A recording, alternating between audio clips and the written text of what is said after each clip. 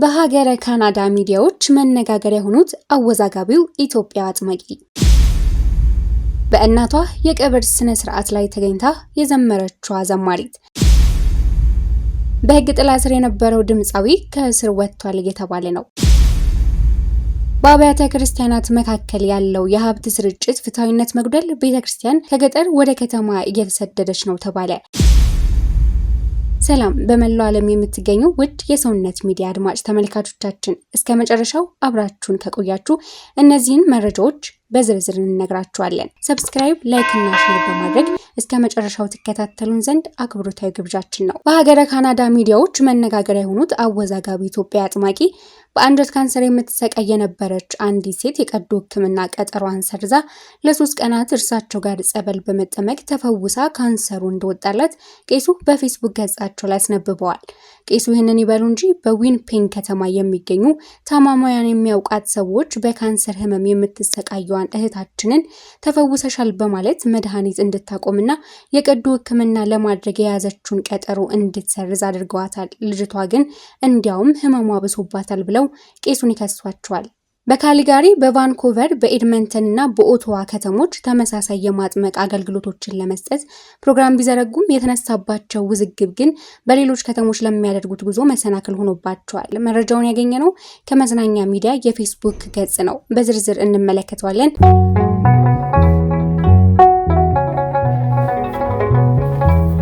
በሀገረ ካናዳ በካምብሪጅ ከተማ መንፈሳዊ የፈውስ ጉባኤ ባሳለፍነው ሳምንት የነበራቸው ኢትዮጵያዊው ቀሲስ ሄኖክ ወልደማርያም የሀገሪቱ ሚዲያዎች መነጋገሪያ ሆነዋል። ቀሲስ ሄኖክ ወልደማርያም በመላው ካናዳ የተመረጡ ከተሞች መንፈሳዊ የፈውስ አገልግሎት ለማካሄድ አስበው የካናዳ ቪዛ አግኝተው ወደ ሀገረ ካናዳ ባሳለፍነው ወር ነበር የወጡት። የመጀመሪያ አገልግሎታቸውን በማኒቶባ ግዛት በዊኒፔግ ከተማ አድርገው ነበር። በችግርና በበሽታ የሚሰቃዩ ኢትዮጵያውያንንና ኤርትራውያንን እፈውሳለሁ እያሉ በሐሰተኛ ፈውስ በሽተኞች የሚወስዱትን መድኃኒት እንዲያቆሙ እያስደረጉ ወደ ሞት አፋፍ እየወሰዷቸው ነው ሲሉ የሕክምና ባለሙያዎች ስጋታቸውን ይገልጻሉ።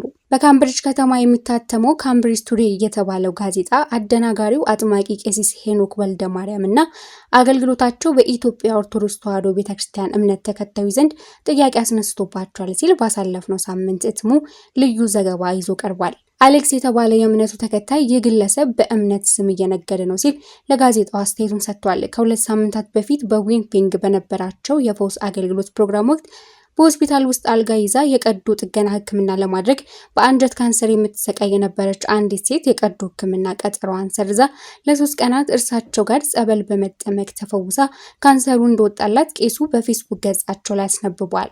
ቄሱ ይህንን ይበሉ እንጂ በዊኒፔግ ከተማ የሚገኙ ታማሚያን የሚያውቋት ሰዎች በካንሰር ህመም የምትሰቃዩን እህታችንን ተፈውሰሻል በማለት መድኃኒት እንድታቆምና የቀዶ ሕክምና ለማድረግ የያዘችውን ቀጠሮ እንድትሰርዝ አድርገዋታል። ልጅቷ ግን እንዲያውም ህመሟ ብሶባታል ብለው ቄሱን ይከሷቸዋል። ተስፋዬ በቀለ የተባሉ በካናዳ የምትገኝ የደብረ ሲና የኢትዮጵያ ኦርቶዶክስ ተዋሕዶ ቤተክርስቲያን የቦርድ አባል በጉብኝት ቪዛ ወደ ካናዳ የመጡት ቀሲስ ሄኖክ በሀገረ ካናዳ ቄስ ሆነው ለማገልገል ከቤተክርስቲያኒቷ የምስራቅ ካናዳ ጽሕፈት ቤት ህጋዊ የሆነ ፈቃድ እንደሌላቸው አረጋግጫለሁ ብለዋል። ለካምብሪጅ ቱዴ በሰጡት አስተያየት አቶ ተስፋዬ ቀጥለውም የሚያስጨንቃቸውና የሚያሳስባቸው ጉዳይ ሰዎች ከዚህ ሰውዬ አገልግሎት በኋላ በተሳሳተ አመለካከት ተፈውሻለሁ ብለው አምነው መውሰድ የሚገባቸውን መድኃኒት አቁመው ሰዎች እንዳይሞቱ ነው የኔ ስጋት። እንደዚህ አይነት ሰዎች በሌሎች ችግር ላይ ተረማምደው የራሳቸውን ጥቅም ብቻ የሚያሳድዱ ለሌሎች ግድ የሌላቸው ናቸው ይላሉ። ይህ ሁሉ ትችት የሚነሳላቸው በዊኒፔግ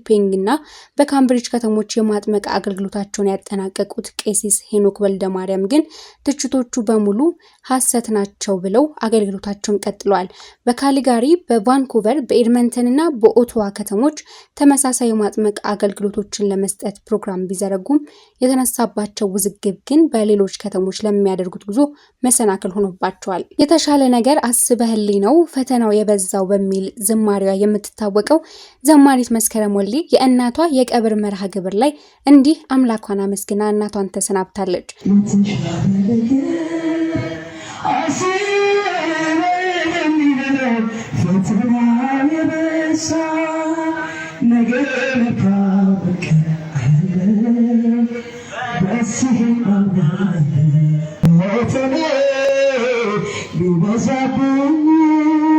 يا حسن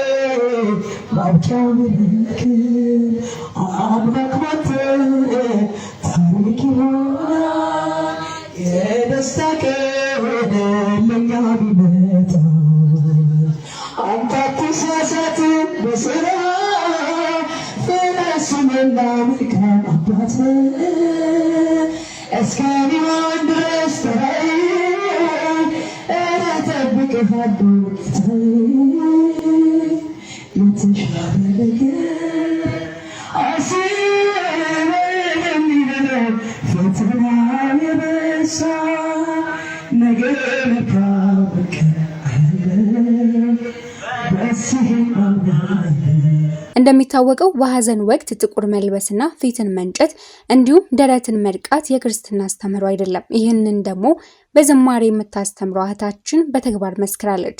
የእናት ሞት አጥንት ድረስ ዘልቆ ያማል። እንዲህ ሐዘንን ዋጥ አድርጎ አምላክን በመከራ መሃል አመስግኖ መጽናናት ታላቅ መታደልም ጭምር ነው።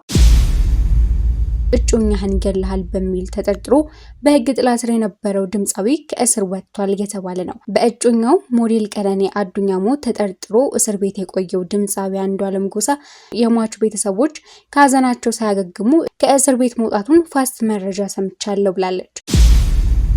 በአብያተ ክርስቲያናት መካከል ያለው የሀብት ስርጭት ፍትሃዊነት መጉደል ቤተክርስቲያን ከገጠር ወደ ከተማ እየተሰደደች መሆኗ በግልጽ የሚታይ በመሆኑ ለዚህ ችግር ትኩረት በመስጠት የአጥቢያ ጉባኤን በማደራጀት ወደ ስራ እንዲገባና በተደጋጋሚ እንደሚነሳው የፋይናንስ አስተዳደሩን የተማከለ የሚደረግበት ስርዓት እንዲዘረጋ እንጠይቃለን ሲል ሀገር አቀፍ የሰንበት ትምህርት ቤቶች አንድነት አስታወቀ።